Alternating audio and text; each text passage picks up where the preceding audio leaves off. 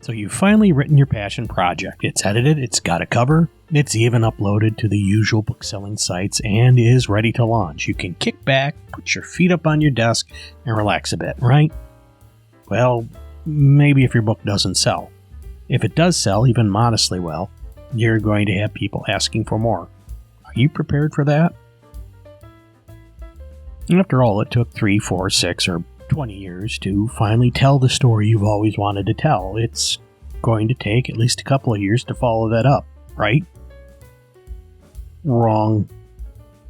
The long and short of it is, a successful book is going to attract fans, and fans, they're going to want more. This is a fact I sort of learned by accident.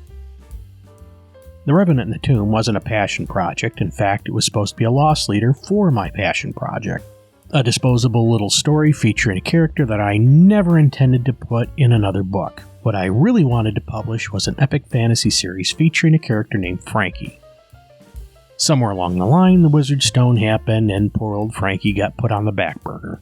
Like, way back on the back burner. Back of the bus. Back burner. Way back.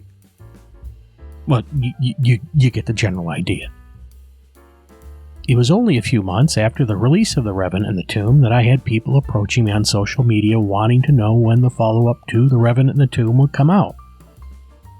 The real answer to that question was never. But if I have fans asking for one, I figure I better write one. Then Blaine Lee Pardoe, a New York Times best-selling novelist in the Battletech mech warrior space, read the book that I initially wrote as a promotional giveaway and praised it up one side and down the other. So guess what I'm publishing next?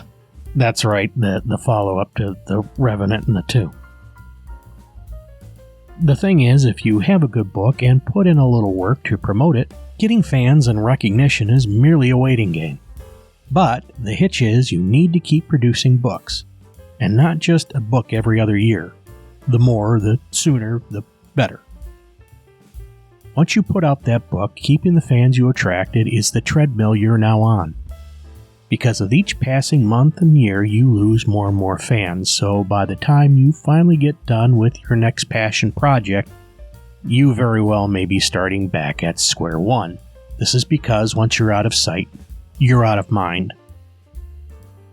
I also wouldn't rely on trying to resell the same property in a different form either. The same story from the point of view of a different character, or re-release with previously unreleased material.